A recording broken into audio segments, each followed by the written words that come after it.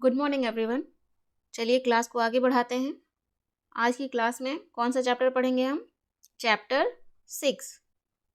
क्या नाम है उसका? प्राकृतिक वनस्पति एवं वन्य जीवन, ये चैप्टर का नाम है। नेचुरल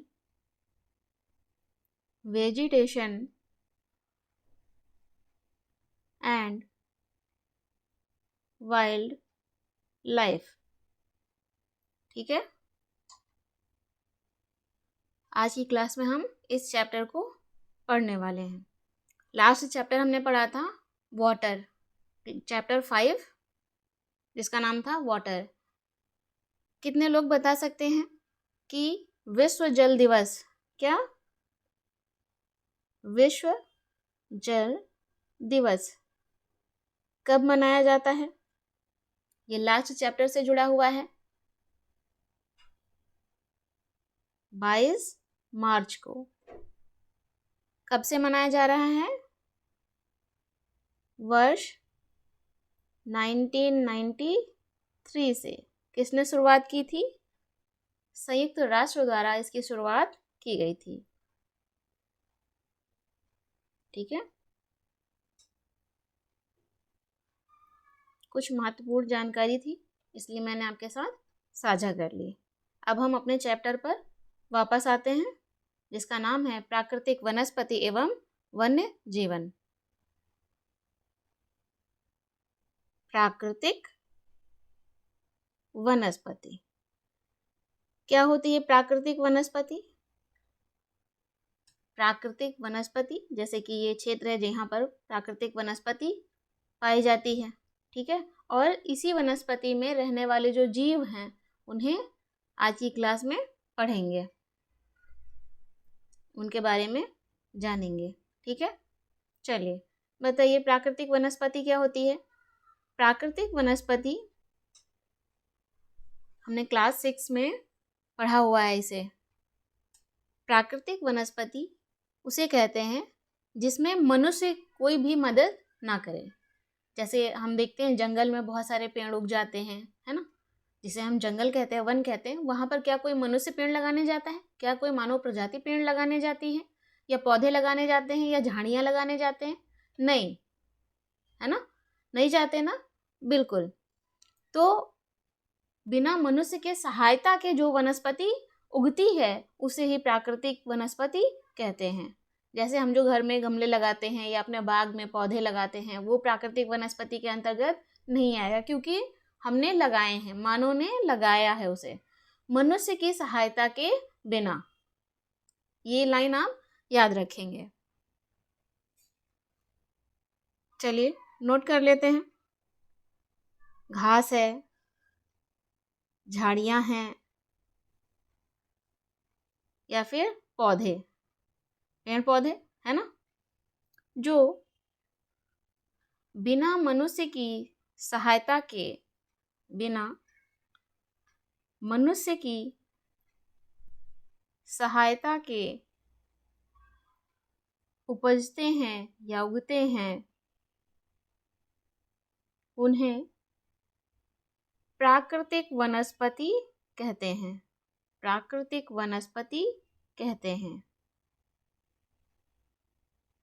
कहा जाता है। स्पष्ट है क्या है प्राकृतिक वनस्पति?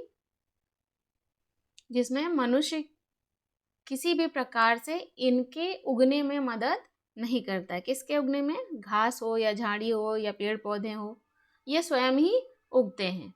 ऐसे क्षेत्र कहाँ देखते हैं हम? वन वगैरह में देखते हैं ना। गुड। ये जो वनस्पति है प्राकृतिक, ये वनस्पति,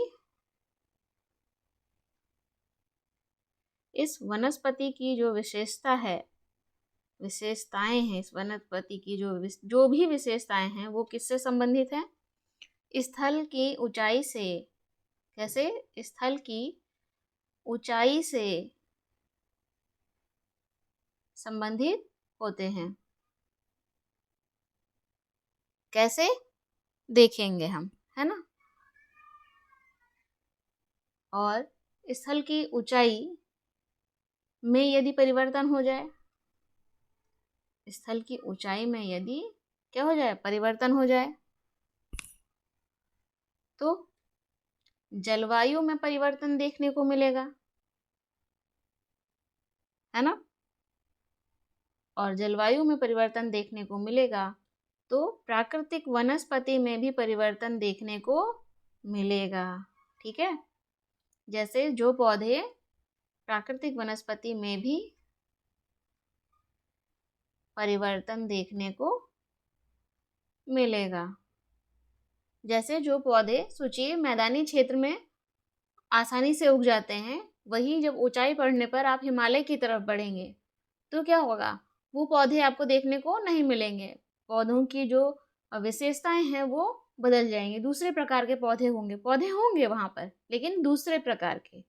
ठीक है, और अधिक ऊंचाई पर आप जाएंगे हिमालय में, जैसे जैसे ऊंचाई बढ़ेगी, ठीक है, तो वहां पर क्या होंगे, वहां भी आपको पेड़ पौधे देखने को मिलेंगे, लेकिन फिर से उनकी जो विशेषताएं हैं वो क्या होंगी, बदल जाएंगी। कुछ नुकीले पत्तियां होंगी, है ना, जिसे आप क्या कहते हैं, शंकुधारी वन कहते हैं, है ना। तो इस तरह से विशेषताएं धीरे धीरे करके बदलती जाती हैं, वो स्थल की ऊंचाई से एक दूसरे से संबंधित हैं। वनस्पति की जो भी विशेषताएं हैं वो स्थल की ऊंचाई से एक दूसरे से संबंधित हैं। स्पष्ट है। चलिए, इससे भी अधिक ऊंचाई पर जाने पर, जैसे आपने देखा कि शंकुधारी वन आपको मिल रहे हैं, कोन जैसी पत्तियां होती है ना, नुकीली पत्तियां, हाँ, और उससे भी ऊपर गए तो छोटी छोटी घास देखने को मिलती है। वनस्पति जो है प्राकृतिक वनस्पति की वृद्धि किस पर निर्भर करेगी, तापमान पर। ये तो आपने जाना कि स्थल की ऊंचाई के साथ वनस्पति की विशेषताएं बदलती जाती हैं। ठीक है, जो वनस्पति आपको मैदानी क्षेत्र में मिल रही है वो हिमालयी क्षेत्र में नहीं मिलेगी। ठीक है, तो तापमान पर, वर्षा पर, या फिर नमी पर, ढाल पर, या मिट्टी की जो परत की मोटाई होती है, मिट्टी की परत की मोटाई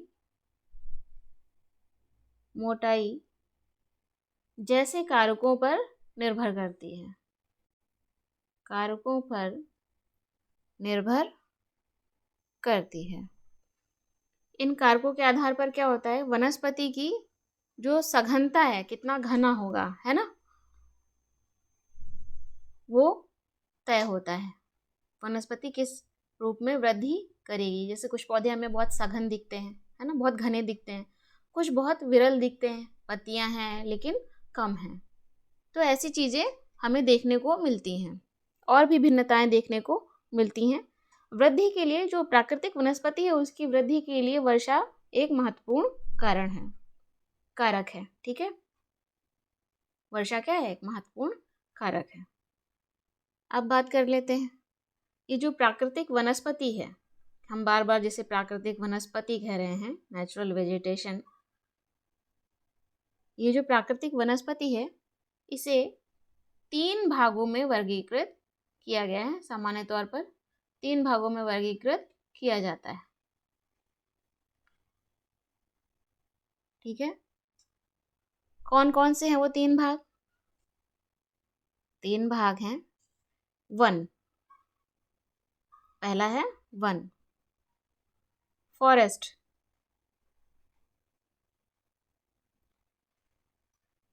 दूसरा है घास स्थल,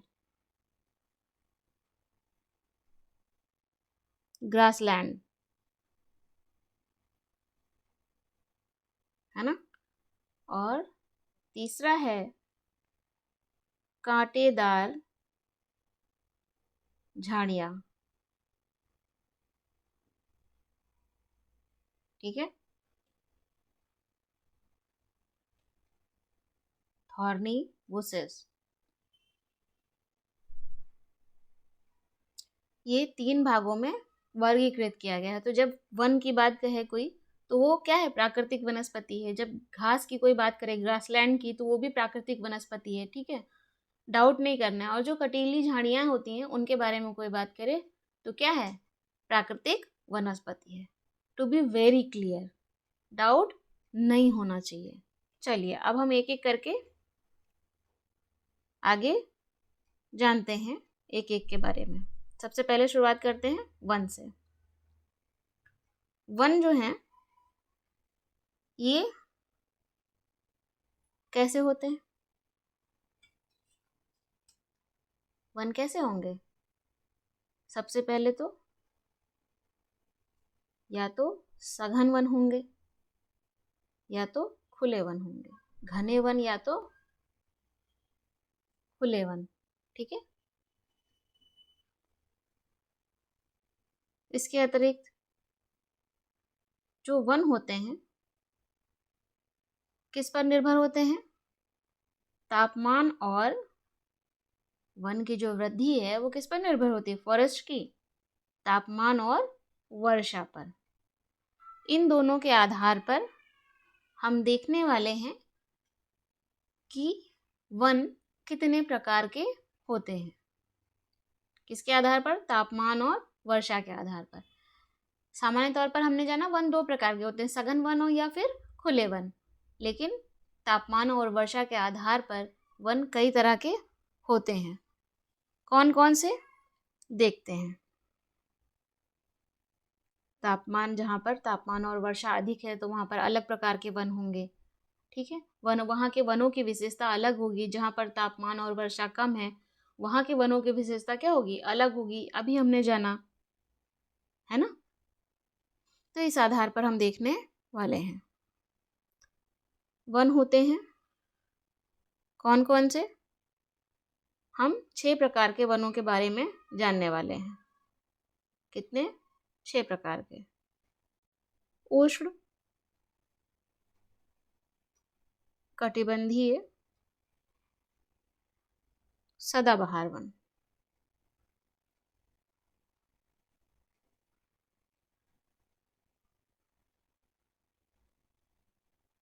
है ना। Tropical evergreen forest, tropical evergreen forest. पहले हम सारे वन के नाम लिख लेते हैं, उसके बाद में हम इसके बारे में एक एक करके जानेंगे। हमेशा ध्यान रखना है ये जितने भी वन आप इस क्लास में जानने वाले हैं, इनका निर्धारण कैसे किया गया है? तापमान और वर्षा के कारक के आधार पर। सेकंड है उष्ण कटिबंधीय सदाबहार पर्णपाती वन। उष्ण कटिबंधीय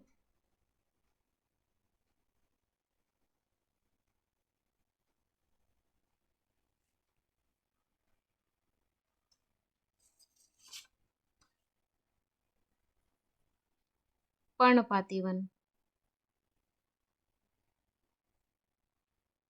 ट्रॉपिकल डेसिडुअस फॉरेस्ट।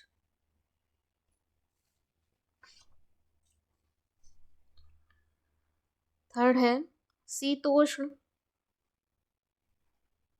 सदाबहार one. Temperate evergreen forest. Next है शीतोष्ण पर्णपाती one. Temperate deciduous forest. Next है भूमध्य सागरीय वन। मेडिटेरियन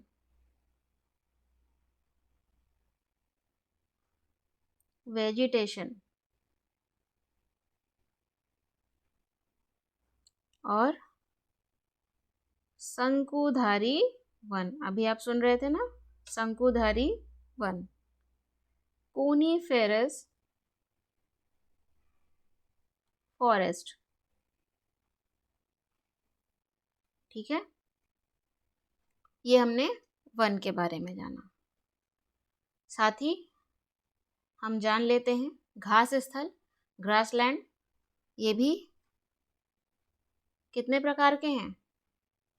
2 प्रकार के तो हम कम से कम जानने ही वाले हैं। कौन कौन से? उष्णकटिबंधीय घास स्थल और शीतोष्ण घास स्थल, ठीक है। ट्रॉपिकल ग्रासलैंड और टेम्परेट ग्रासलैंड, इसके बारे में हम आज की क्लास में जानेंगे। आज की क्लास में हम ये सब पढ़ने वाले हैं, तो परेशान नहीं होना है। चलिए शुरू करें हम एक एक करके।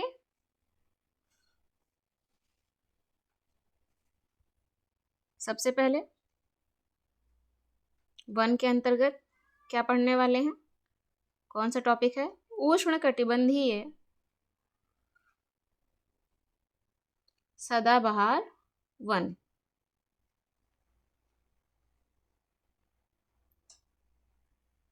ट्रॉपिकल एवरग्रीन फॉरेस्ट, ये जो ट्रॉपिकल एवरग्रीन फॉरेस्ट है ना, क्या है? Tropical evergreen forest. इसमें हम सबसे पहले जानते हैं सदाबहार। सदाबहार क्या होता है? क्या वहाँ हमेशा जो है, जो वन है ये, वहाँ पर हमेशा पेड़ पौधे ऐसे ही हरे भरे रहते हैं, कभी वो अपनी पत्तियां नहीं गिराते हैं? क्योंकि सामान्य तौर पर हम क्या देखते हैं कि एक बार पतझड़ आता है ना, पत्तियां, पेड़ पौधे अपनी पत्तियों को गिरा देते हैं। लेकिन सदाबहार क्यों कह रहे हैं? सदाबहार इसलिए कह रहे हैं जैसे कि ये वन क्षेत्र है, ये क्या है? वन क्षेत्र है, और यहाँ पर पौधे लगे हुए हैं, पेड़ पौधे लगे हुए हैं, ठीक है। तो इनके पास भी ये क्या है? पत्तियां हैं, मैंने पत्तियां मान लेते हैं। ये इतने घने होते हैं, ये भी क्या करते हैं? पत्तियां गिराते हैं। लेकिन सारे जंगल के, वन के जितने भी पेड़ पौधे हैं, सभी एक साथ पत्तियां नहीं गिराते हैं। जितने भी इस जंगल में, इस वन में जितने भी पेड़ पौधे हैं, घास है, झाड़ियां हैं, ये सब एक साथ जो है पत्तियां नहीं गिराते हैं। जब एक साथ पत्तियां नहीं गिराएंगे तो हमें देखने से क्या लगेगा कि वहाँ हमेशा हरा भरा रहता है, ठीक है। सभी पेड़ पौधे जितने भी हैं, सभी अपने अपने समय अनुसार पत्तियां गिराते हैं। जिस भी पौधे का जो समय होता है उस अनुसार वो पत्ती गिरा देता है, ठीक है। लेकिन सभी एक साथ ना गिराने के कारण इस क्षेत्र में हमें लगता है कि इस जो है हमेशा हरा भरा रहता है, ठीक। इसीलिए इसको सदाबहार कहते हैं। देखने पर हमेशा हरा भरा दिखाई पड़ता है, इसीलिए इसको सदाबहार कहते हैं। तो सदाबहार क्यों कहते हैं, क्लियर हुआ? चलिए अब बात करते हैं उष्णकटिबंधीय। उष्णकटिबंध के जो वन हैं उन्हें सदाबहार वन कहते हैं। उष्णकटिबंध जोन कौन सा है? ये है पृथ्वी, है ना, याद है कि नहीं? और ये है एक रेखा, कौन सी है? अब तो आप लोग बताइए, मैं इतनी बार बता चुकी हूँ आप लोगों को। क्या है ये? भूमध्य रेखा, विषुवत रेखा, या फिर इक्वेटर, है ना। और ये है 23.5 नॉर्थ, और ये रहा 23.5 साउथ। कर्क रेखा और मकर रेखा, याद है आपको? तो इसके बीच का जो क्षेत्र है वो क्या कहलाता है? उष्णकटिबंध, है ना। क्या कहलाता है? उष्णकटिबंध। ये है ट्रॉपिकल जोन। अक्षांश के माध्यम से आपको स्पष्ट हो गया। यहाँ पर गर्मी पड़ती है। उष्ण का अर्थ होता है गर्म।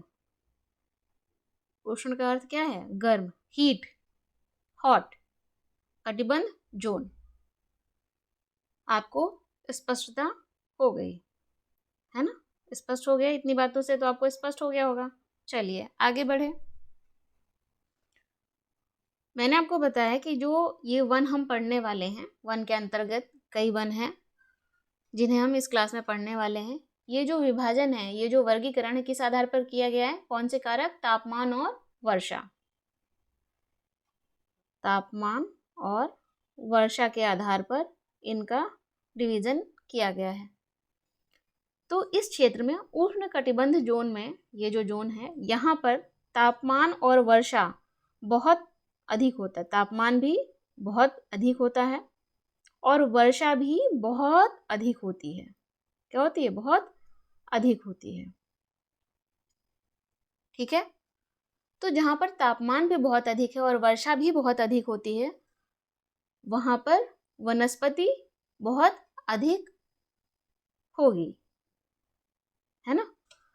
इसीलिए यहाँ पर जो वनस्पति पाई जाती है उष्ण कटिबंध जोन में, उसे क्या कहते हैं? उष्ण कटिबंधीय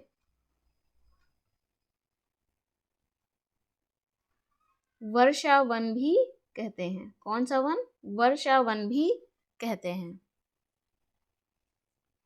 और यहाँ के जो वन हैं वो कैसे होते हैं? बहुत ही घने होते हैं, घने वन होते हैं।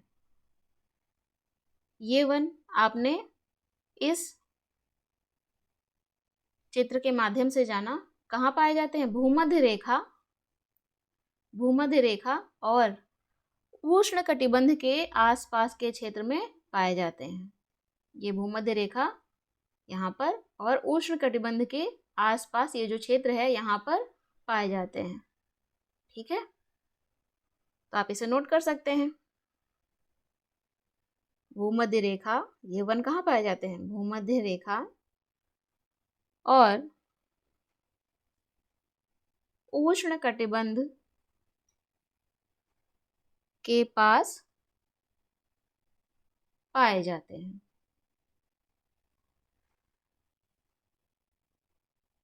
मैंने आपको अभी बताया ये जो क्षेत्र होता है यहाँ पर गर्म क्षेत्र है ना?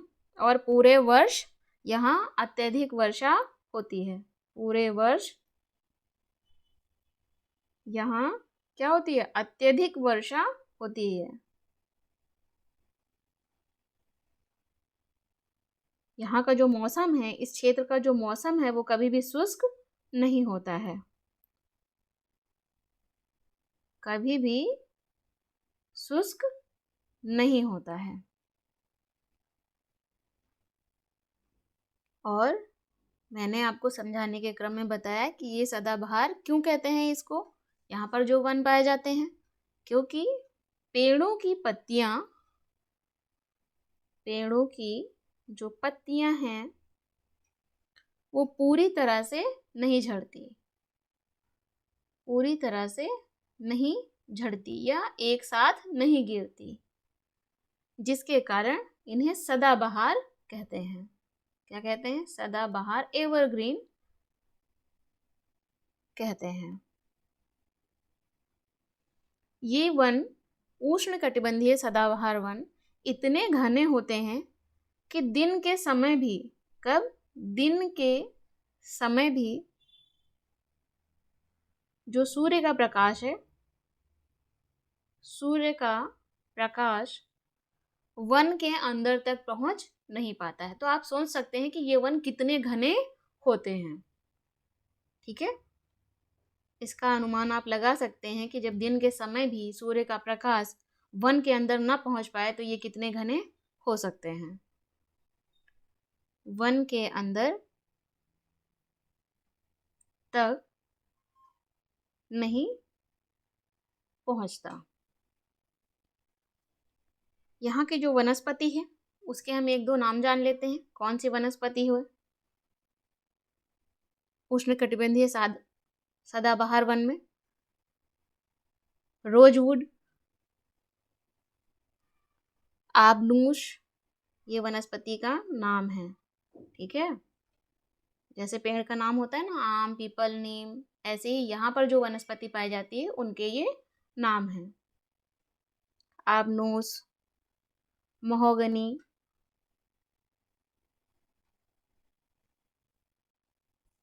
यहाँ जो वनस्पति होती है इस क्षेत्र में, उष्ण कटिबंधीय सदाबहार वन में, इस जोन में जो भी वनस्पति है वो बहुत ही कठोर होती है। कैसी? उसकी जो लकड़ी होती है वो क्या होती है? कठोर होती है, दृढ़, आप हिंदी में कठोर लकड़ी होती है, या कठोर लकड़ी के वृक्ष होते हैं। यहाँ के जो वन है उनकी जो लकड़ी है वो क्या होती है? बहुत ही कठोर होती है। उष्ण कटिबंधीय सदाबहार वन के अंतर्गत एक वन है, कौन सा? Amazon one. Amazon one, Amazon का जंगल, ठीक है, अमेजन का जंगल कहाँ है ये? दक्षिण अमेरिका महाद्वीप में। मैं लगातार आपको मैप के माध्यम से विश्व के महाद्वीप से परिचित करा रही हूँ, तो आप, आशा करती हूँ आपको याद होगा कि दक्षिण अमेरिका महाद्वीप कहाँ स्थित है। ये जो अमेजन जंगल है ये विश्व का सबसे बड़ा, कहाँ का? विश्व का सबसे बड़ा वर्षा वन है।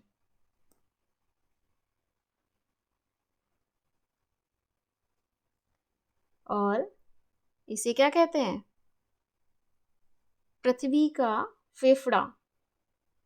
पृथ्वी का फेफड़ा, लंग्स ऑफ द अर्थ भी कहा जाता है। क्या कहा जाता है? लंग्स ऑफ द अर्थ भी कहा जाता है। किसे? अमेजन के जंगल को। ये जो अमेजन के जंगल हैं ये कैसे हैं? उष्ण कटिबंधीय सदाबहार वन है ना। यहाँ पर भी आप लिख लें ताकि आपको कंफ्यूजन ना हो। उष्ण कटिबंधीय सदाबहार वन, स्पष्ट है। इसी वन में आपको देखने को मिल जाएगा वन्य जीव, कौन सा?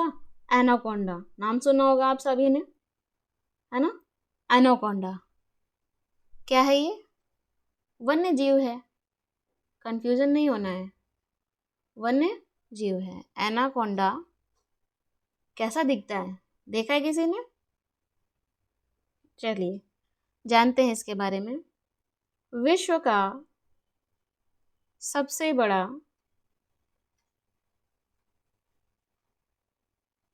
सांप है। कितना बड़ा है? अब ये कैसा पता चले? ये तो पता चल गया विश्व का सबसे बड़ा सांप है, इसका कुछ विजुअलाइजेशन होना चाहिए ना। इतना बड़ा है कि मगर जैसे बड़े जानवर को भी मारकर खा सकता है, ठीक है, इतना बड़ा है। स्पष्ट है। चलिए, तो हमने उष्ण कटिबंधीय सदाबहार वन के बारे में कुछ महत्वपूर्ण जानकारी यहाँ से प्राप्त की, अभी प्राप्त की है। आगे बढ़ते हैं अगले वन की ओर। ये भी प्राकृतिक वनस्पति है, इसका हमेशा ध्यान रखना। ये नहीं कि हम जब फॉरेस्ट पढ़ रहे हैं तो ये भूल जाएं कि ये प्राकृतिक वनस्पति है या नहीं है। प्राकृतिक वनस्पति के अंतर्गत वन, घास, स्थल और कटीली झाड़ियां आती हैं। तो जब कभी भी आपसे पूछा जाए कि ये प्राकृतिक वनस्पति है या नहीं है, तो है। प्राकृतिक वनस्पति की एक बहुत ही महत्वपूर्ण बात क्या है कि मनुष्य ने उसमें कोई योगदान न किया हो। जो भी वन उपजे हैं, पेड़ पौधे उपजे हैं, घास उपजी है, उसको मनुष्य ने नहीं लगाया है, ठीक है। बस इतना ही मूल है प्राकृतिक वनस्पति के संदर्भ। अगले वन की ओर बढ़ते हैं। क्या है? उष्ण कटिबंधीय पर्णपाती वन। उष्ण कटिबंधीय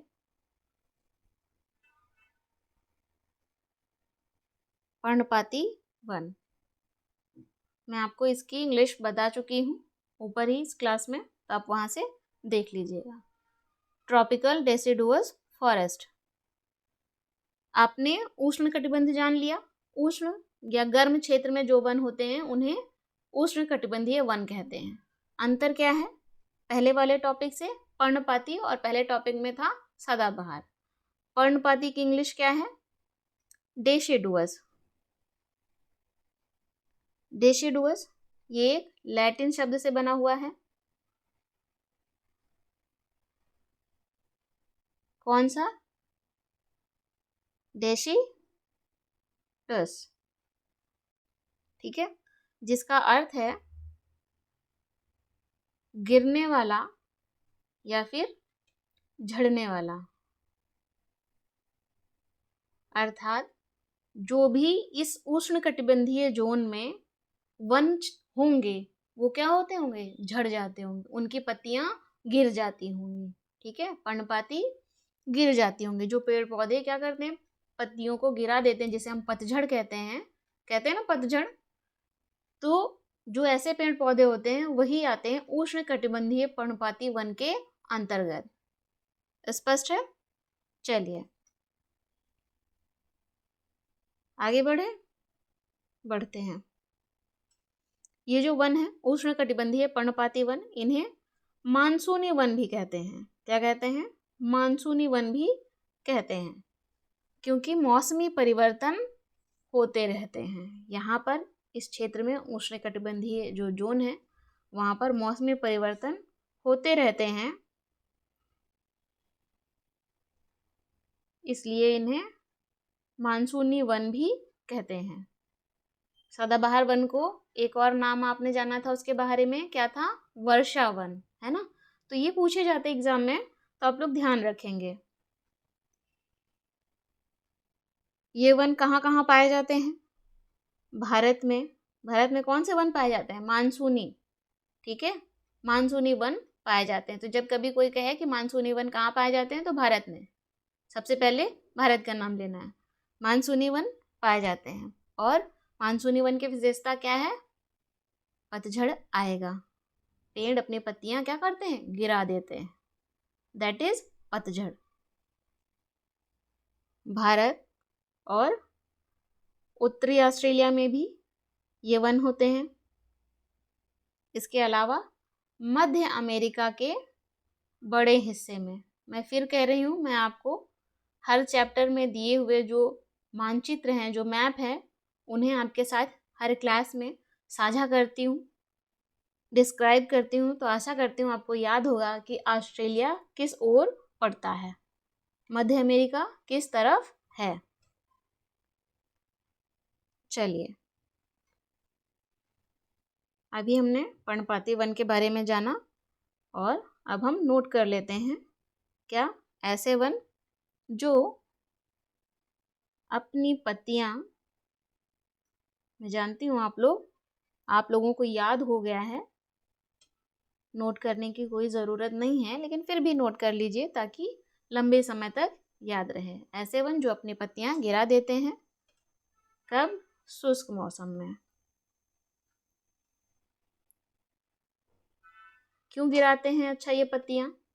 पेड़ पौधे क्यों अपनी पत्तियों को गिरा देते हैं? जल को संरक्षित करने के लिए। क्या जरूरत आन पड़ती है उन्हें पत्तियों को गिराने की?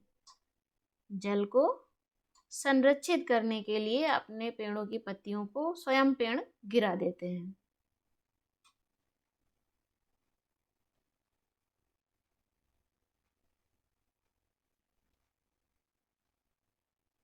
स्पष्ट है? चलिए, ये जो उष्ण कटिबंधीय पर्णपाती वन है, इसकी हमने ये सारी विशेषताएं जानी हैं। कौन से वन इसके अंतर्गत आते होंगे, कौन सी वनस्पति आती होगी, एक दो नाम तो हम जान ही लेते हैं, है ना। नाम जानने से पहले नाम ही जान लेते हैं, जैसे कि साल, सागवन, साल का वृक्ष, सागवन का वृक्ष, नीम का वृक्ष। देखा है ना आपने, नीम शीशम से तो आप सभी मिल चुके होंगे। जिन्होंने नहीं देखा है तो प्लीज देखिए।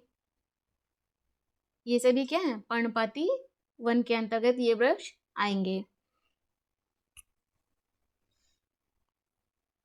इनकी जो लकड़ियाँ होती हैं, क्या लकड़ी बहुत ही कठोर होती है, बहुत ही कठोर होती है, अर्थात कठोर वृक्ष वाली कठोर लकड़ी होती है, कठोर वृक्ष होते हैं, या यूँ कह सकते हैं मजबूत लकड़ी वाले वृक्ष होते हैं, है ना। आपने देखा होगा आपके पिता या नाना या दादा जब कुछ लकड़ी का सामान बनवाते हैं तो पूछते हैं कि किस लकड़ी का बना हुआ है, पूछते हैं ना। और इनमें से ही साल है, सागवान है, नीम है, शीशम है, इनमें से ही किसी एक लकड़ी का नाम अक्सर आपने सुना होगा। कहता है कि ये शीशम लकड़ी का बना हुआ है, ये सागवान लकड़ी का बना हुआ है, तो वो मजबूती, लकड़ी का नाम पूछकर क्या चेक कर रहे हैं, मजबूती चेक कर रहे हैं। तो ये मजबूत लकड़ी वाले वृक्ष हैं। स्पष्ट है। तो इनका उपयोग किया जाता होगा। कैसा उपयोग? फर्नीचर बनाने में। कैसे? फर्नीचर बनाने में इनका उपयोग किया जाता है, यातायात में इनका उपयोग किया जाता है, या फिर निर्माण सामग्री में इनका उपयोग किया जाता है, इन लकड़ियों का।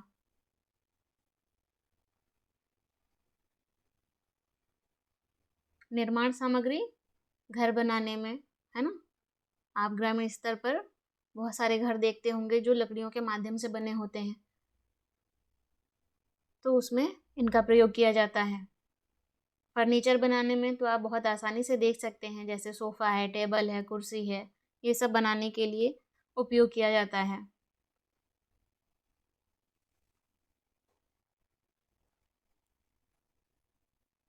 आगे देखते हैं क्या, यहाँ जो उष्णकटिबंधीय पर्णपाती वन है, यहाँ पर कौन कौन से वन्य जीव पाए जाते हैं? वाइल्ड लाइफ कौन कौन सी है? जैसे बाघ, शेर, हाथी, गोल्डन लंगूर। देखा है आपने जू में जाकर? बाहर तो नहीं देखा होगा आपने, है ना। या फिर नेशनल पार्क जाकर। बंदर, बंदर तो लगभग लोगों ने देखा होगा, आदि। ठीक है, चलिए आगे बढ़े हम लोग। तो इस तरह से हमने उष्णकटिबंधीय पर्णपाती वन के बारे में जान लिया। मुख्य विशेषता ये है कि ये अपनी पत्तियां गिरा देते हैं, इसलिए इन्हें पर्णपाती वन कहते हैं। अगले हेडिंग की ओर बढ़ते हैं। क्या है? शीतोष्ण सदाबहार वन। शीतोष्ण सदाबहार वन, टेम्परेट एवरग्रीन फॉरेस्ट, है ना। सदाबहार यहाँ पर है, वन आप पहले से जानते हैं प्राकृतिक वनस्पति के अंतर्गत है, तो ये जो भी वन यहाँ पर उपजे होंगे उनमें मानव का कोई योगदान नहीं होगा। टू बी वेरी क्लियर, सदाबहार कौन से कि एक साथ पत्तियां नहीं गिराते हैं, इसलिए देखने में क्या लगता है कि हरे भरे हैं। अब बात करते हैं शीतोष्ण की। ये वन कहाँ उपजते हैं, कहाँ उगते हैं? जहाँ पर ना अधिक शीत हो और ना ही उष्ण हो, ना गर्म हो। शीत और उष्ण मिलकर बनता है शीतोष्ण। ठीक है, ना ज़्यादा ठंडी है ना ज़्यादा गर्मी है, ऐसे क्षेत्रों में ये वन उगते हैं जिन्हें हम कहते हैं शीतोष्ण, फिर सदाबहार और वन। स्पष्ट है। चलिए इसकी कुछ अन्य विशेषताएं हम जानते हैं। ये जो शीतोष्ण क्षेत्र है, शीतोष्ण सदाबहार वन, ये क्षेत्र कहाँ पर आपको देखने को मिलेगा? मध्य अक्षांश के तटीय प्रदेशों में। कहाँ पर? मध्य अक्षांश के तटीय प्रदेशों में। क्या होगा मध्य अक्षांश? ये क्या है? 0 डिग्री, है ना, भूमध्य रेखा। यहाँ पर क्या है? उत्तरी ध्रुव 90 डिग्री नॉर्थ, और ये है दक्षिणी ध्रुव 90 डिग्री साउथ। मध्य क्या होगा? कुछ 45 आसपास होगा, है ना। आप मोटे तौर पर 30 से 40 मान लीजिए, 30 से 45 का रख लीजिए। तो ये हिस्सा क्या हो जाएगा, मध्य अक्षांश का हो जाएगा। क्या हो जाएगा, मध्य अक्षांश।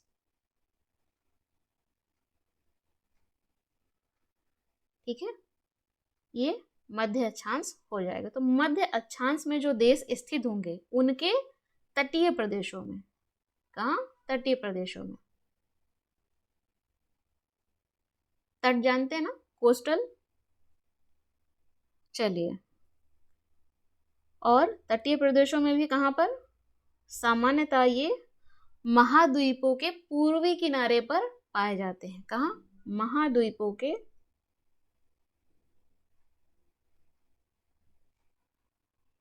पूर्वी किनारे पर। जैसे अगर हम अमेरिका की बात करें, कौन सा, उत्तरी अमेरिका। छोटा सा मैप हम ड्रॉ कर लेते हैं। ये क्या है, उत्तरी अमेरिका है। क्या है, उत्तरी अमेरिका है। तो उत्तरी अमेरिका का ये हिस्सा क्या है, पश्चिम। उत्तरी अमेरिका क्या है, एक महाद्वीप है। सबसे पहले तो स्पष्ट होना चाहिए, उत्तरी अमेरिका के पूर्वी, ऐसे होगा ना, पूर्वी किनारे पर, इस भाग पर, ये क्या है, पूर्वी किनारा है। लेकिन मध्य अक्षांश हमेशा याद रखना है, मध्य अक्षांश के तटीय प्रदेशों में। तो उत्तरी अमेरिका का जो भाग मध्य अक्षांश के अंतर्गत आता होगा, जैसे कि हम मान लेते हैं ये हिस्सा आ रहा है, तो इस हिस्से में, ये मध्य अक्षांश हमने माना, तो मध्य अक्षांश के साथ ही महाद्वीपों के पूर्वी किनारे पर, तो ये जो हिस्सा है यहाँ पर क्या होगा, शीतोष्ण सदाबहार वन होंगे। स्पष्ट है, महाद्वीपों के पूर्वी किनारे पर। चलिए इसे हम हटा देते हैं, आगे बढ़े। इसके अंतर्गत आपने ये जान लिया, मध्य अक्षांश में शीतोष्ण सदाबहार वन पाए जाते हैं, साथ ही महाद्वीपों के पूर्वी किनारे में पाए जाते हैं। अब हम कुछ नाम जान लेते हैं, ये कौन से महाद्वीप हैं।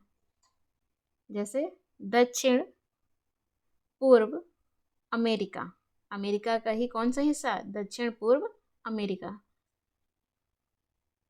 दक्षिण चीन और दक्षिण पूर्वी ब्राजील। ये जो क्षेत्र हैं, ये एग्जैक्टली हमें बताया जा रहा है कि यहाँ पर शीतोष्ण सदाबहार वन पाए जाते हैं।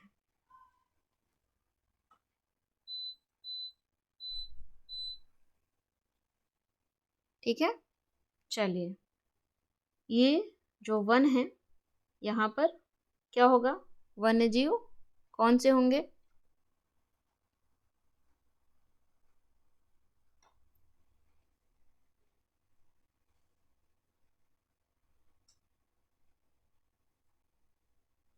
इस वन में कौन सी वनस्पति पाई जाएगी, ओक, चीड़, पाइन, यूकेलिप्टस, यूकेलिप्टस। इस वनस्पति की शीतोष्ण सदाबहार वन की विशेषता क्या है, ये दृढ़ होते हैं, मजबूत और मुलायम। दोनों प्रकार के पेड़ यहाँ पर पाए जाते हैं। दोनों प्रकार के पेड़ यहाँ पाए जाते हैं। अच्छा, हमने शुरुआत की थी, जो उष्णकटिबंधीय सदाबहार वन था, हमने बताया था वहाँ पर तापमान बहुत अधिक होता है ना, फिर वहाँ पर वर्षा भी बहुत अधिक होती है। तो जैसे जैसे आप नीचे के वन की ओर बढ़ते जाएंगे, नीचे के वन जो आपके टॉपिक है नीचे वाले, ठीक है, उसकी ओर बढ़ेंगे, वैसे वैसे वहाँ पर क्या होगा, तापमान और वर्षा धीरे धीरे क्रमिक रूप में कम होती जाएगी। इसे हम लास्ट में एक बार फिर से आपको डिस्क्राइब कर देंगे। आगे बढ़ते हैं, क्या है अगला टॉपिक, शीतोष्ण पर्णपाती वन। शीतोष्ण पर्णपाती वन, टेम्परेट डेसिडुअस फॉरेस्ट।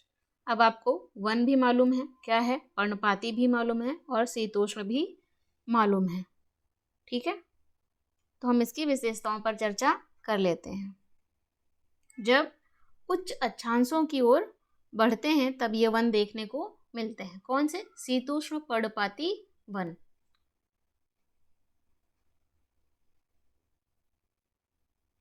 जब उच्च अक्षांशों की ओर बढ़ते हैं, बढ़ने पर ये वन देखने को मिलते हैं। उच्च अक्षांश जानते हैं ना आप? ये क्या है? 0 डिग्री। निम्न अक्षांश क्या है? निम्न अक्षांश। ये क्या है? 90 डिग्री नॉर्थ, उच्च अक्षांश। अभी आपने जाना इससे पहले सदाबहार वन में वो कहाँ पाए जाते हैं? मध्य अक्षांश में। तो ये अगर हम इस पट्टी को ऐसे कर लेते हैं, इसे मध्य अक्षांश कह दें। ये क्या है? मध्य अक्षांश। तो क्या होगा? मध्य अक्षांश से किधर जाना है? उच्च अक्षांश की ओर। मध्य अक्षांश तक के वनों के बारे में आपने जान लिया। क्या है? शीतोष्ण सदाबहार वन वहां मिलते हैं। उच्च अक्षांश की ओर इस तरफ बढ़ने पर कौन से वन देखने को मिलेंगे? शीतोष्ण पर्णपाती वन। ठीक है, पर्णपाती हैं तो आप जानते हैं अपनी पत्तियां शुष्क मौसम में गिरा देते हैं। अपनी पत्तियां, इसे मैं इरेज कर देती हूँ क्योंकि लिखने में समस्या होती है। अपनी पत्तियां शुष्क मौसम में गिरा देते हैं, है ना। शीतोष्ण पर्णपाती वन के अंतर्गत कौन कौन से क्षेत्र आएंगे ये भी हम जान लेते हैं।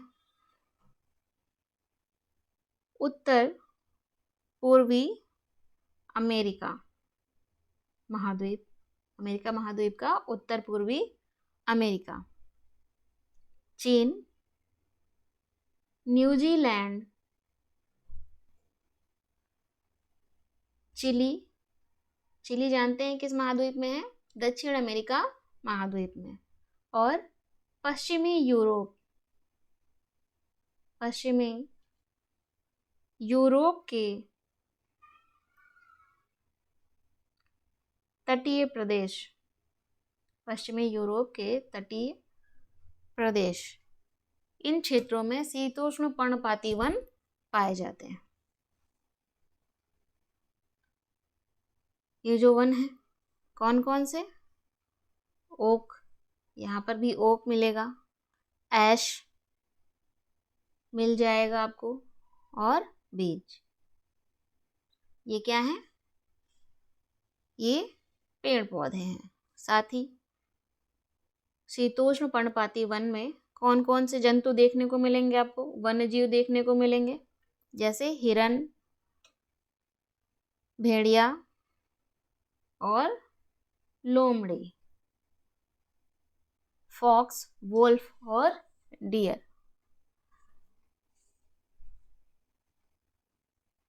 यहाँ एक पक्षी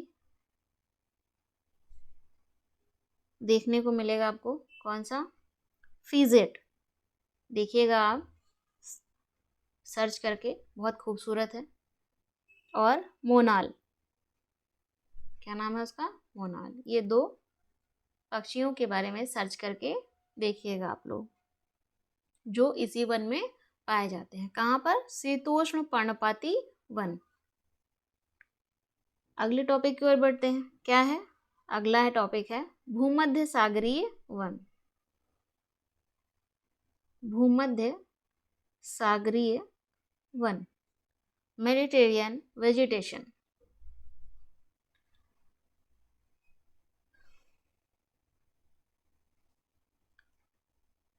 ये जो वन है, सबसे पहले तो आपको भूमध्य सागर याद आ रहा है। भूमध्य सागर के आसपास ये है यूरोप। क्या है? यूरोप महाद्वीप। ठीक है, और ये है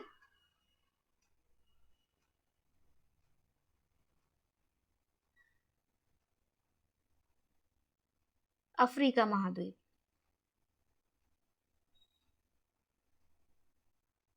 और ये हमने छोटा सा अपना भारत बनाया। ठीक है, तो यूरोप और अफ्रीका के मध्य स्थित है क्या? भूमध्य सागर। ये यदि आपको याद रहेगा तो इसे समझना और आसान हो जाएगा। यूरोप महाद्वीप और अफ्रीका के मध्य स्थित है भूमध्य सागर। सागर क्या होता है ये मैं आपको पहले ही क्लास में बता चुकी हूँ। ठीक है, पहले की क्लासेस में बता चुकी हूँ। आगे बढ़े हम लोग।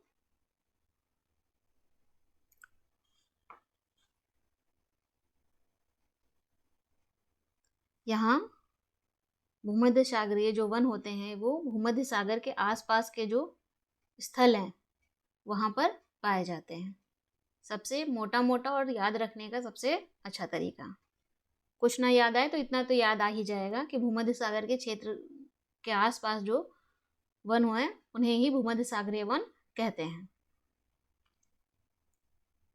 चलिए महाद्वीपों के आधार पर देख लेते हैं। महाद्वीपों के ये जो वन है भूमध्य सागरीय वन महाद्वीपों के पश्चिमी एवं दक्षिण पश्चिमी किनारे पर, कहाँ? दक्षिण पश्चिमी किनारे पर पाए जाते हैं या होते हैं। तो ये महाद्वीप है यूरोप महाद्वीप। यूरोप महाद्वीप के पश्चिम, ये महाद्वीप है, महाद्वीप के पश्चिम क्या होगा? ये होगा, है ना? ये महाद्वीप के पश्चिम में या फिर दक्षिण पश्चिम में, ये दक्षिण है। ठीक है, और ये पश्चिम। दिशा याद है, कैसे निर्धारित करते हैं? तो कुल मिलाकर ये जो क्षेत्र होगा दक्षिण पश्चिम, वहां पर ये वन पाए जाते हैं। ठीक है, महाद्वीप के किस भाग में पाए जाते हैं? पूर्व में पाए जाते हैं, पश्चिम में पाए जाते हैं, ये बहुत ही महत्वपूर्ण है। इसके अंतर्गत कौन कौन से स्थान आएंगे जहां पर ये वन पाए जाते हैं? महाद्वीप तो हमने जान लिया, यूरोप अभी हमने जाना, अफ्रीका जान चुके हैं हम, कितने स्मार्ट है ना आप लोग। एशिया, यूरोप अफ्रीका एशिया के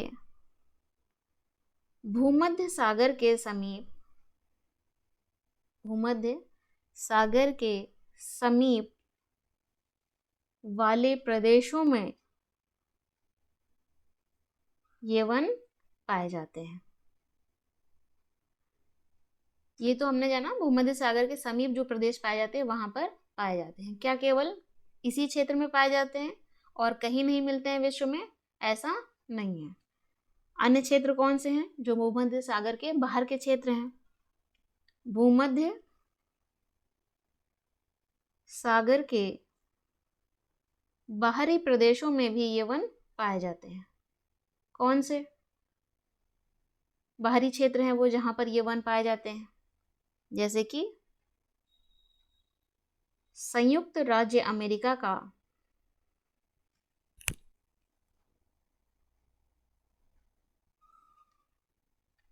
कैलिफोर्निया, कैलिफोर्निया, दक्षिण पश्चिम अफ्रीका, दक्षिण पश्चिम अफ्रीका, दक्षिण पश्चिम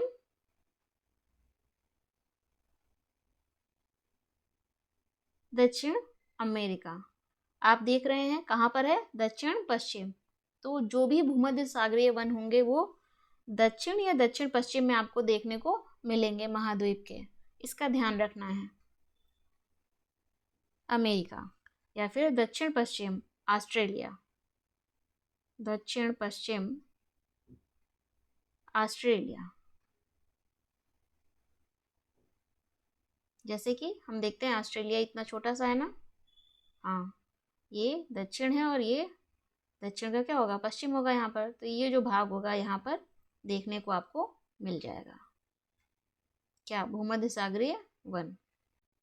इस वन में, भूमध्य सागरीय जो वन है, यहाँ पर कौन कौन से वृक्ष पाए जाते हैं? संतरा, अंजीर, जैतून, अंगूर। मुंह में पानी आ रहा है?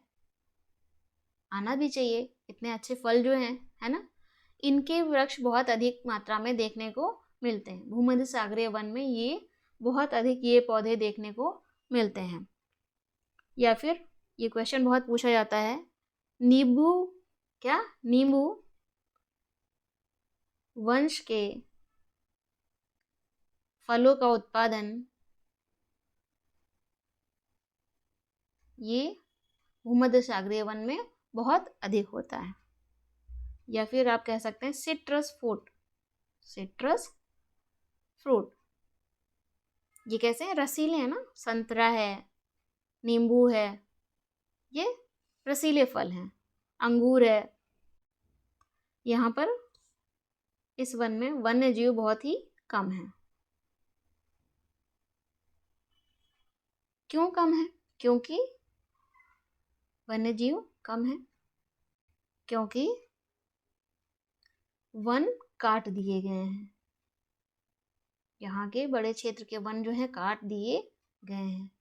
काट दिए गए आसानी से, इसका मतलब वो कैसे थे, मुलायम थे, है ना, तभी तो कटेंगे ना। और विरल थे, घने नहीं थे। क्यों काट दिए गए हैं? कृषि करने के लिए, कृषि करने के लिए वनों को काट दिया गया है। कौन सी कृषि करते हैं?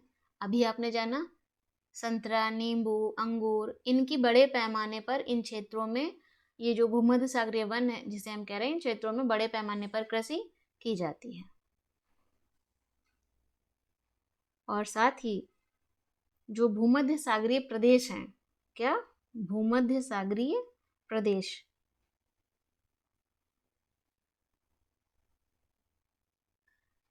भूमध्य सागरीय प्रदेश को विश्व का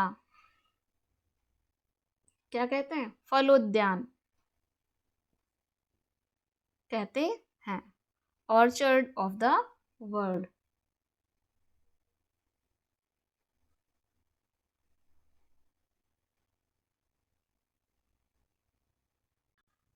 अगले टॉपिक की ओर बढ़ते हैं। क्या है अगला टॉपिक? शंकुधारी वन, कोनिफेरस फॉरेस्ट। शंकुधारी क्यों कहते हैं इन्हें? सबसे पहले तो यही जान लेते हैं, शंकु के आकार का होगा। क्या होगा शंकु के आकार का, हमें बस ये जानना है। इनका ये जो वन है, यहाँ पर जो पेड़ पौधे वृक्ष पाए जाते हैं, उनका जो फल है कैसा होता है, शंकु के आकार का होता है, शंकु के आकार का, या शंकु की तरह, शंकु की तरह दिखता है, ठीक है, इसलिए इसे शंकुधारी वन कहते हैं। और इन जो शंकुधारी वन है, यहाँ पर जो पेड़ पौधे पाए जाते हैं, उनकी पत्तियां जो होती हैं वो कैसी होती हैं, सुई जैसी नोक वाली होती हैं। पत्तियां कैसी होंगी, सुई जैसी नोक वाली होती हैं, सुई जैसी नोक वाली, इसलिए भी इन्हें कुछ शायद ऐसी होती होंगी, सुई जैसी नोक वाली होती हैं। शंकुधारी वन को टैगा भी कहते हैं। क्या कहते हैं? टैगा, टैगा भी कहते हैं। आपने कई वनों के दूसरे नाम भी जाने हैं, तो आप इसे ध्यान रखेंगे, क्वेश्चन पूछा जाता है। शंकुधारी वन को टैगा भी कहते हैं। टैगा रूसी भाषा से का शब्द है, रूसी भाषा का शब्द है। क्या अर्थ है इसका? इसका अर्थ है शुद्ध या अनछुआ। क्या? अनछुआ, प्योर आर अनटच्ड, इसका अर्थ है। शंकुधारी वन कहाँ पाए जाते हैं? उच्च अक्षांशों में, उच्च अक्षांशों में पाए जाते हैं। कितने अक्षांश पर? थोड़ा सा यहाँ पर हम अब काफ़ी ऊंचाई पर पहुंच गए हैं, तो अक्षांश को क्या कर लें, थोड़ा सा क्लियर कर लें। 50 से 70 डिग्री नॉर्थ, उत्तर में ये शंकुधारी वन पाए जाते हैं। जैसे ये है पृथ्वी, ये 0 डिग्री है ना, और ये 23.5 नॉर्थ, ये 45, या इसे हम 50 कर लेते हैं, और फिर ये 70, सब नॉर्थ है। हम नॉर्थ में देख रहे हैं। ये साउथ हेमिस्फीयर है, कंफ्यूजन नहीं करना है। ये जो क्षेत्र है यहाँ पर 50 से 70 डिग्री उत्तरी अक्षांश के मध्य क्या पाए जाते हैं? शंकुधारी वन पाए जाते हैं। ऐसे वन भारत में कहाँ देखने को मिलेंगे? हिमालय में।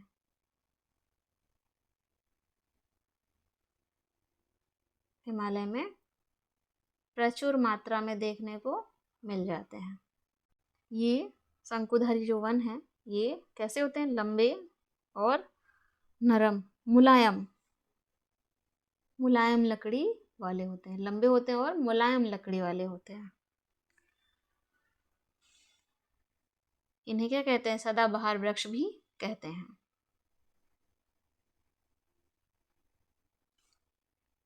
लकड़ी लंबी है और मुलायम है, क्या होगा?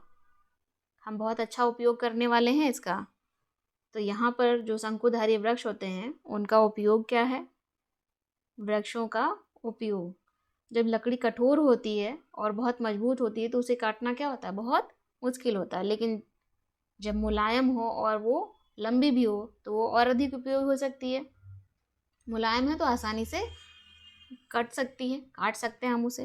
तो इसका हम उपयोग करते हैं, किस चीज़ में करते हैं? लुगदी बनाने में करते हैं। शंकुधारी वन जो होते हैं उनका उपयोग लुगदी बनाने में किया जाता है। लुगदी बनाकर क्या करते हैं? सामान्य या अखबारी कागज, आज पेपर पढ़ते हैं ना आप लोग सुबह सुबह, हाँ, तो ये जो कागज है इसका, इसे बनाने में प्रयोग किया जाता है। सामान्य या अखबारी कागज बनाने के काम में आती है। ठीक है। इसके अतिरिक्त क्या उपयोग है? पैकिंग में उपयोग करते हैं, माचिस बनाने में उपयोग करते हैं। इन वृक्षों के उपयोग ये हैं क्योंकि ये मुलायम है, इनकी लकड़ी क्या है? मुलायम है। कौन से पेड़ आपको शंकुधारी वन में देखने को मिलेंगे? जैसे चीड़, देवदार, स्प्रूस, लार्च, ये आपको देखने को मिल जाएंगे। कौन से जीव आपको शंकुधारी वन में देखने को मिलेंगे? कौन से जीव जंतु मिलेंगे वहां पे? तो ध्रुवीय भालू, पोलर बियर, रजत लोमड़ी, क्या नाम है? रजत लोमड़ी, सिल्वर फॉक्स, और मिंक। ये आपको वहाँ कहाँ? शंकुधारी वन में देखने को मिलेंगे। वहाँ पर ये इनका निवास स्थान है। ठीक है, उसी क्षेत्र में ये आसानी से रह सकते हैं। तो इस तरह से हमने वन के अंतर्गत जो विभाजन था तापमान और वर्षा के आधार पर, उन्हें हमने जान लिया। आगे बढ़ते हैं हम लोग। अब क्या जानना था हमें? घास स्थल। प्राकृतिक वनस्पति के अंतर्गत वन के बाद क्या आता है? घास स्थल, ग्रास लैंड। ग्रास लैंड दो भागों में विभाजित है, उष्ण कटिबंधीय और शीतोष्ण घास स्थल। तो सबसे पहले हम सबसे पहले क्यों दोनों को एक साथ कंपेयर करके देख लेते हैं। उष्ण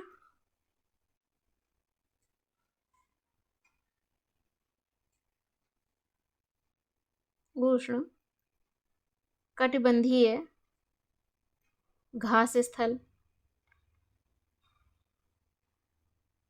और दूसरा शीतोष्ण घास स्थल। अच्छा, उष्ण कटिबंध है तो आपको इतना तो पूरी तरह से स्पष्ट होना चाहिए कि कैसा क्षेत्र है। उष्ण कटिबंध गर्म क्षेत्र है, शीतोष्ण ऐसा क्षेत्र जहाँ पर ना बहुत अधिक गर्म है ना बहुत ही अधिक ठंडा है, वहाँ पर जो घास पाई जाती है उसे ही शीतोष्ण घास स्थल कहते हैं। ठीक है। उष्ण कटिबंधीय घास स्थल जो है ये कहाँ पाई जाती है? भूमध्य रेखा के दोनों ओर से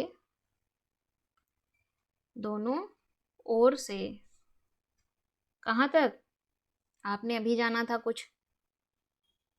उष्ण कटिबंधीय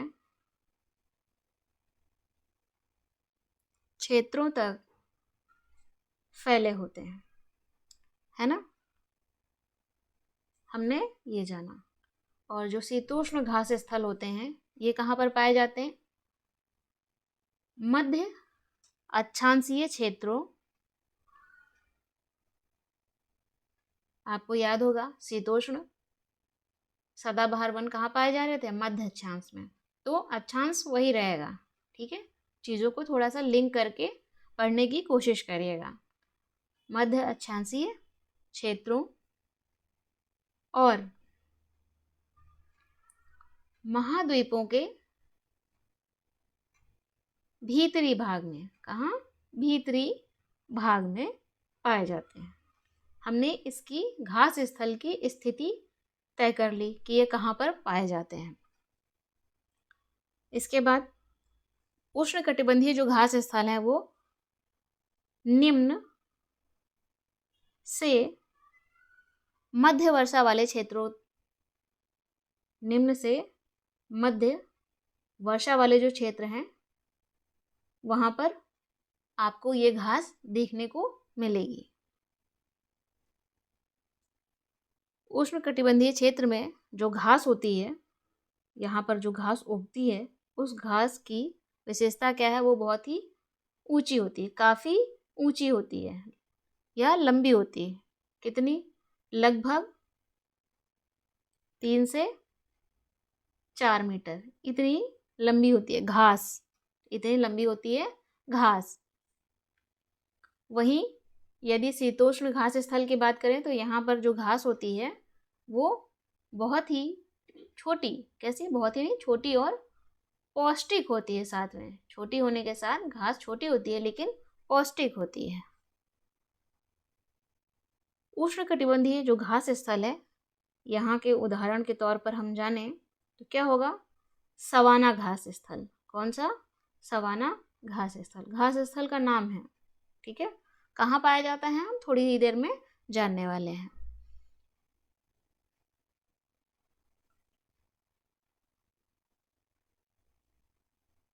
और वन्य जीवों की बात करें तो कौन से वन्य जीव इस क्षेत्र में मिलते हैं? हाथी, जेब्रा। कहाँ मिल रहे हैं ये? उष्ण कटिबंधीय घास स्थल में। ठीक है, जिराफ, हिरण, तेंदुआ, ये सभी उष्ण कटिबंधीय घास स्थल में देखने को मिलते हैं। आपने जाना ना यहाँ पे घास कितनी कैसी होती है, कितनी लंबी होती है? 3 से 4 मीटर लंबी घास होती है। तो हाथी के लिए खाना आसान है ना, हाथी इतना बड़ा होता है। ठीक है, चलिए वही इस तरफ देखें तो कहाँ? शीतोष्ण घास स्थल में। तो यहाँ पर जो वन्य जीव पाए जाते हैं कौन से होंगे? जंगली भैंस।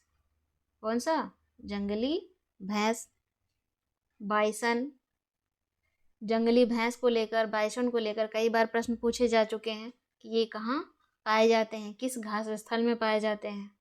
तो आप जो कुछ भी पढ़ रहे हैं एनसीईआरटी अपने आप में बहुत ही इम्पॉर्टेंट है किसी भी एग्ज़ाम के लिए, लेकिन जब कहा जा रहा है आपसे कि ये बहुत पूछा गया है तो उसे थोड़ा और ध्यान देने की ज़रूरत है। जंगली भैंस, बाइसन और एंटीलोप। ठीक है, चलिए, ये आपने बहुत सारे घास स्थल जाने हैं, है ना। उदाहरण के तौर पर तो आपने एक ही जाना है, कौन सा, सवाना घास स्थल। लेकिन क्या यही एक है? नहीं, और भी कई सारे हैं। जैसे मैं आपको बता देती हूँ, सवाना घास स्थल के अतिरिक्त कौन सा, ब्राज़ील का कंपोस घास स्थल, ठीक है, और लानूस घास स्थल। ये कौन से हैं? उष्ण कटिबंधीय घास स्थल। और वहीं बात करें शीतोष्ण कटिबंधीय घास स्थल की तो वेल्ड, स्टेपी, ये सब घास स्थल हैं, ठीक है। डॉन, प्रेरी, ये नाम है घास स्थल के। बहुत अलग लग रहे हैं ना सुनने में?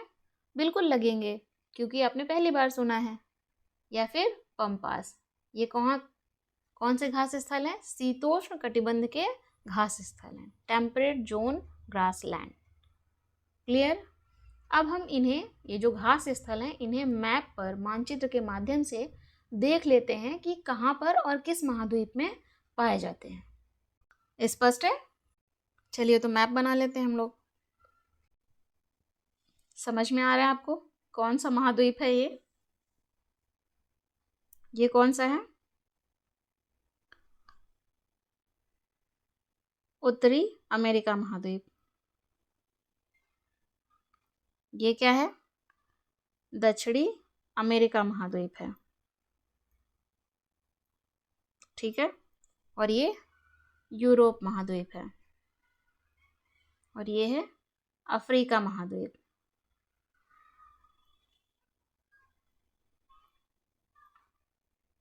ये एशिया महाद्वीप, सबसे बड़ा महाद्वीप है ना, एशिया महाद्वीप। इसके अंतर्गत ही भारत देश आता है। और ये है ऑस्ट्रेलिया,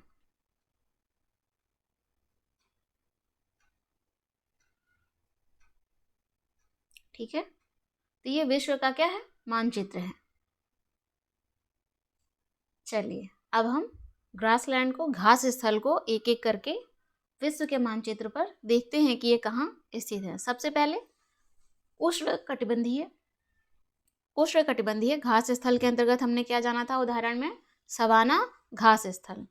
कहाँ है? अफ्रीका में, अफ्रीका महाद्वीप में स्थित है। ये जो भाग देख रहे हैं आप, ये क्या है? सवाना घास स्थल है, ठीक है। इसके बाद क्या जाना हमने इसके अंतर्गत?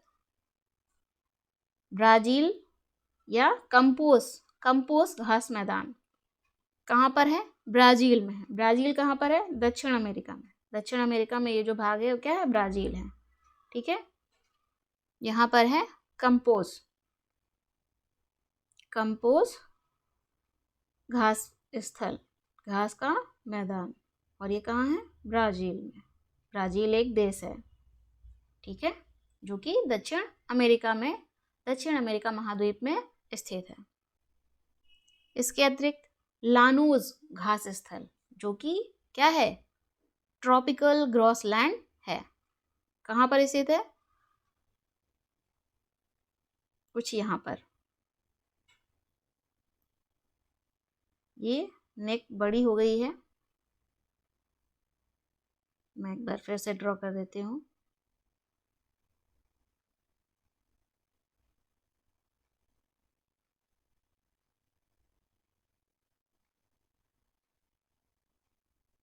ठीक है, तो यहाँ पर कुछ स्थित है। क्या? लानोज घास स्थल। क्या नाम है इसका? वेनेजुएला। वेनेजुएला में स्थित है। मैं आपको चित्र में बड़े बड़े स्तर पर दिखा रही हूँ, ठीक है। इतना बड़ा मैप में नहीं दिखता है, टू बी वेरी क्लियर, ताकि आपको स्पष्टता रहे मोटे तौर पर कि लानोज कहाँ होगा, लानोज घास का मैदान कहाँ होगा, कंपोज घास का मैदान कहाँ होगा। ये दोनों ही आपने देखे कहाँ स्थित हैं, दक्षिण अमेरिका महाद्वीप में स्थित हैं। और दक्षिण अमेरिका महाद्वीप के अंतर्गत जो ब्राज़ील देश है वहाँ पर आपको देखने को मिलेगा, और वेनेजुएला में लानोज घास के मैदान आपको देखने को मिल जाएंगे। दूसरी तरफ सवाना घास स्थल कहाँ स्थित है, अफ्रीका महाद्वीप में स्थित है। अब बात करते हैं शीतोष्ण घास स्थल की, जिसके अंतर्गत आपने वेल्ड जाना, स्टेपी जाना, डॉन जाना, प्रेरी जाना और पंपास जाना। तो इसे भी हम क्लियर कर लेते हैं, कहाँ पर है एक एक करके। वेल्ड घास स्थल जो कि कैसा है, शीतोष्ण है, कहाँ स्थित है, अफ्रीका में, अफ्रीका महाद्वीप में वेल्ड घास स्थल स्थित है। ये रहा वेल्ड, दक्षिण अफ्रीका में, अफ्रीका के अंतर्गत है दक्षिण अफ्रीका, जहाँ पर वेल्ड घास स्थल पाया जाता है। वहीं बात करें स्टेपी की, तो स्टेपी कहाँ देखने को मिलेगा आपको, मध्य एशिया में। कहाँ पर, ये एशिया है और ये क्या है, मध्य एशिया, ये है मध्य एशिया। मध्य एशिया में आपको स्टेपी घास स्थल देखने को मिल जाएगा, ठीक है, यहाँ पर पाए जाते हैं। ध्यान रहेगा, याद रखिएगा आप लोग ये बात। वहीं बात करें डॉन, कौन सा घास स्थल है, डॉन, जो कि ऑस्ट्रेलिया में आपको देखने को मिलेगा। डॉन ये भी घास स्थल है। इसके अतिरिक्त प्रेरी कहाँ पाए जाते हैं घास स्थल, अमेरिका में। कहाँ पर, अमेरिका में। अमेरिका में कहाँ, उत्तरी अमेरिका में। उत्तरी अमेरिका में ये घास स्थल पाए जाते हैं, स्पष्ट है। और लास्ट शीतोष्ण घास स्थल कौन सा है, पंपास। कौन सा, पंपास घास स्थल, जो कि दक्षिण अमेरिका में ही पाया जाता है। कहाँ पर, दक्षिण अमेरिका के एक देश है अर्जेंटीना, कौन सा, अर्जेंटीना, वहाँ पर ये घास स्थल पाया जाता है, कुछ यहाँ पे, ठीक है। पंपास घास स्थल, आप देख सकते हैं कि दक्षिण अमेरिका में कई प्रकार के घास स्थल आपको देखने को मिल रहे हैं। दक्षिण अमेरिका में उष्णकटिबंधीय घास स्थल भी हैं, जो कि है कंपोज और लानोज, और दक्षिण अमेरिका महाद्वीप में शीतोष्ण घास स्थल भी देखने को मिल रहा है आपको, जिसे पंपास घास कहते हैं। कहाँ स्थित है, दक्षिण अमेरिका के एक देश अर्जेंटीना में ये पाए जाते हैं, स्पष्ट है। इस तरह से आपने घास स्थल के बारे में बहुत अच्छे से मानचित्र के माध्यम से क्या किया, जान लिया है। आगे बढ़ते हैं। प्राकृतिक वनस्पति के अंतर्गत 3 भागों में बांटा गया था प्राकृतिक वनस्पति को। वन आप जान चुके हैं, घास स्थल उसके बारे में मानचित्र के साथ जान चुके हैं आप, और लास्ट क्या था, कटीली झाड़ियाँ, कांटेदार झाड़ियाँ, कटीली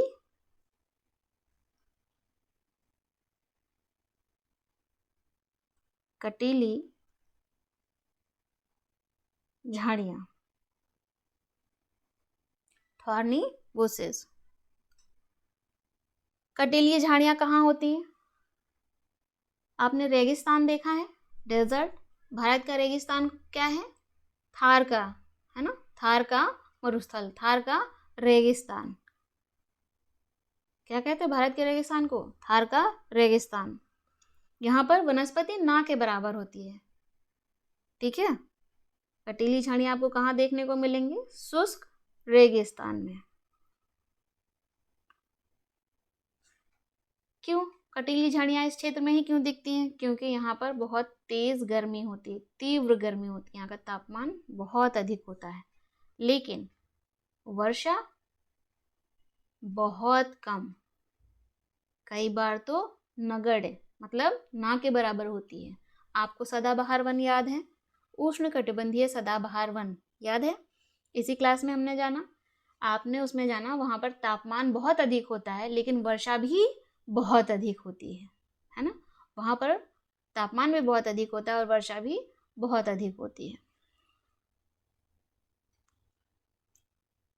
लेकिन कटीली झाड़ियाँ जहाँ पर उगती हैं रेगिस्तान में, वहाँ पर गर्मी तो बहुत अधिक होती है, तापमान बहुत अधिक होता है, लेकिन वर्षा ना के बराबर होती है या फिर बहुत कम होती है। इसलिए यहाँ पर रेगिस्तान के क्षेत्रों में जो वनस्पति का विकास होता है, उपजती हैं, वो कौन सी होती हैं? कटीली झाड़ियाँ।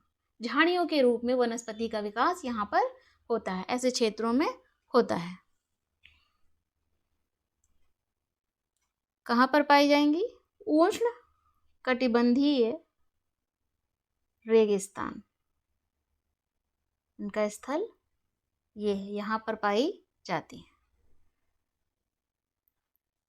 और स्पष्ट करें तो महाद्वीपों के पश्चिमी किनारे पर ये झाड़ियाँ पाई जाती हैं। जैसे कि हम भारत का संदर्भ ले लें, ये भारत है ना। भारत में ये हिस्सा क्या है? रेगिस्तान है। यहाँ पर है ना रेगिस्तान, थार का रेगिस्तान जिसे कहते हैं, थार का रेगिस्तान कौन सा है? पश्चिम हिस्सा है, ठीक है, पश्चिम हिस्सा है।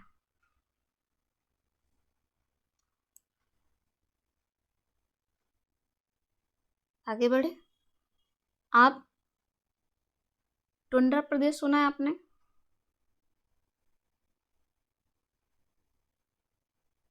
टुंड्रा प्रदेश के बारे में, ये तो था कटीली झाड़ियों के बारे में। टुंड्रा प्रदेश में जब अधिकतम ऊंचाई पर आप पहुंचते हैं तब वहाँ क्या होता है? अधिकांश वहाँ पर बर्फ जमी रहती है। ध्रुवीय क्षेत्र है ना, 90 डिग्री नॉर्थ, 90 डिग्री साउथ, है ना। अधिकांश तौर पर वहाँ क्या होती है? बर्फ जमी रहती है, जिससे वो क्षेत्र कैसा होगा? बहुत ही ठंडा क्षेत्र होता है। और ऐसे क्षेत्र में ग्रीष्म ऋतु क्या होती है? बहुत ही अल्पकालिक होती है, बहुत कम होती है। उन्हें, ऐसे क्षेत्रों को क्या कहेंगे? टुंड्रा प्रदेश कहते हैं, टुंड्रा क्षेत्र कहते हैं या ध्रुवीय प्रदेश कहते हैं, क्योंकि ये ध्रुवों पर स्थिति होती है, जहाँ पर ध्रुवों पर अधिकांश समय तक बर्फ जमी रहती है, जिसके कारण वो क्षेत्र क्या होता है? ध्रुवीय क्षेत्र बहुत ही ठंडा होता है और वहाँ ग्रीष्म ऋतु ना के बराबर होती है। ठीक उल्टा, ग्रीष्म ऋतु ना के बराबर होती है। तो ऐसे क्षेत्र क्या कहलाते हैं? ध्रुवीय प्रदेश होते हैं। यह टुंड्रा प्रदेश ऐसे क्षेत्रों को कहते हैं। क्या हो जाएगा? अभी आपने जाना, अत्यधिक ठंडा होता है। ठंडे क्षेत्रों में वनस्पति का विकास क्या बहुत अधिक होगा? नहीं, सीमित वनस्पति का विकास होता है। सीमित वनस्पति यहाँ पर होती है। और वनस्पति में कैसे बड़े बड़े पेड़ पौधे नहीं उगेंगे। यहाँ पर जो क्षेत्र बहुत ठंडे होते हैं वहाँ पर बड़े बड़े पेड़ पौधे नहीं उगते हैं। कैसे उगते हैं? छोटे छोटे, जैसे कि काई आप जानते हैं सभी, बिल्कुल, लाइकेन, या फिर बहुत छोटी छोटी झाड़ियाँ, छोटी छोटी झाड़ियाँ। तो यहाँ वनस्पति ऐसे क्षेत्रों में जो बर्फ से ढके हुए क्षेत्र हैं वहाँ पर ये वनस्पति आपको देखने को मिलेगी। बड़े बड़े पेड़ पौधे आपको देखने को बहुत ही कम मिलेंगे। तो स्पष्ट है जहाँ पर बहुत अधिक बर्फ होगी, ठीक है, वहाँ पर बहुत कम, बहुत अधिक ठंडा हो। बहुत अधिक मतलब बहुत अधिक, अत्यधिक ठंडा और ज़्यादा समय तक बर्फ से ही ढका रहता हो, वहाँ पर काई, लाइकेन, छोटी झाड़ियाँ, ये वनस्पति देखने को मिलेगी। और ये वनस्पति जो आप देख रहे हैं, काई, लाइकेन, छोटी झाड़ियाँ, ये पढ़ रहे हैं, ये कब विकसित होती है? जब थोड़ी सी गर्मी मिलती है, अल्पकालिक ग्रीष्म ऋतु आती है ना ऐसे क्षेत्रों में, जब तब ये विकसित होते हैं, इन्हें अवसर मिलता है और ये ग्रो हो जाते हैं। ध्रुवीय प्रदेश यूरोप, एशिया, उत्तरी अमेरिका में ये वनस्पति या ध्रुवीय प्रदेश हैं जहाँ पर ये वनस्पति देखने को मिलेगी। जैसे कि अगर बात उत्तरी अमेरिका की करें तो ये जो ऊपर का प्रदेश है ना, वो ध्रुवीय प्रदेश होगा ना। हाँ, या फिर एशिया की बात करें तो ऊपर का जो क्षेत्र है, ऊपर का क्षेत्र अर्थात साइबेरिया, रूस जिसे कहते हैं, वो एशिया में आएगा ना। यूरोप का ऊपरी भाग, जैसे ये यहाँ पर क्या होगा, ये ध्रुवीय प्रदेश के अंतर्गत आएगा। यहाँ पर हमेशा बर्फ जमी रहेगी, तो यहाँ पर जो वनस्पति पाई जाएगी वो क्या होगी, टुंड्रा प्रदेश की वनस्पति होगी। ठीक है।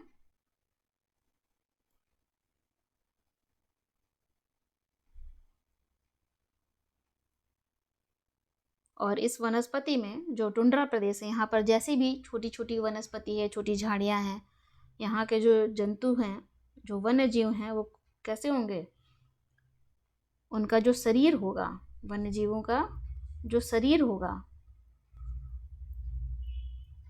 वो मोटा फर होगा उसमें, और मोटी चमड़ी, जिससे उन्हें ठंड ना लगे, तभी वो उस जलवायु में रह सकते हैं। ठीक है।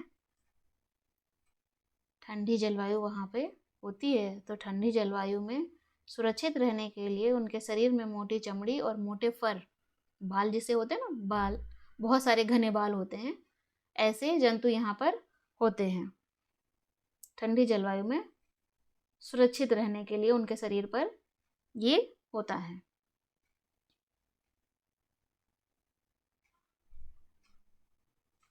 कौन से जानवर होते हैं यहाँ पर, कौन से वन्य जीव होते हैं, है ना,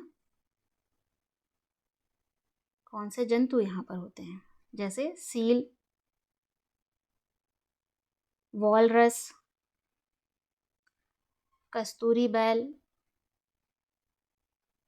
और बर्फीली भालू, पोलर बियर और बर्फीली लोमड़ी। इन सभी के शरीर की एक विशेषता तो कॉमन ही है, मोटी चमड़ी और बहुत ज़्यादा घने बाल। जिनके पास बाल नहीं होंगे उनकी चमड़ी बहुत ज़्यादा मोटी होगी। ठीक है।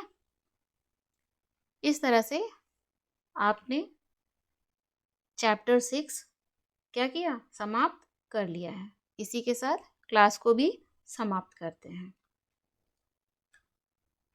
और आपको मैंने कहा था कि लास्ट में क्लास ख़त्म करते करते मैं आपको कुछ डिस्क्राइब कर दूंगी।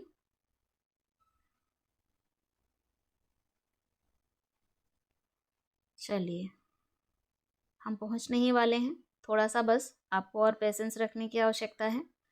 हाँ, ये वन के अंतर्गत हमने ये जाना है, तापमान और वर्षा के आधार पर ये जो वितरण हमने देखा है, वर्गीकरण, ये कैसा है। यहाँ पर उष्णकटिबंधीय सदाबहार में वन में सबसे अधिक वर्षा होती है। फिर आप पर्णपाती वन की ओर बढ़ेंगे तो यहाँ पर वर्षा कम होगी। शीतोष्ण सदाबहार वन की ओर बढ़ेंगे तो यहाँ पर भी वर्षा कम होती है। ठीक है। इसकी तुलना में यहाँ से तुलना करनी है। ठीक है। इसकी तुलना में वर्षा कितनी हो रही है, तो वर्षा लगातार तापमान और वर्षा कम होता जाएगा। इसे हम आगे के चैप्टर्स में और अच्छे से पढ़ेंगे। फिलहाल अभी के लिए इतना काफ़ी है। ओके, चलिए, इसी के साथ हम क्लास को क्या करते हैं, समाप्त करते हैं। Thank you so much class को अंत तक देखने के लिए।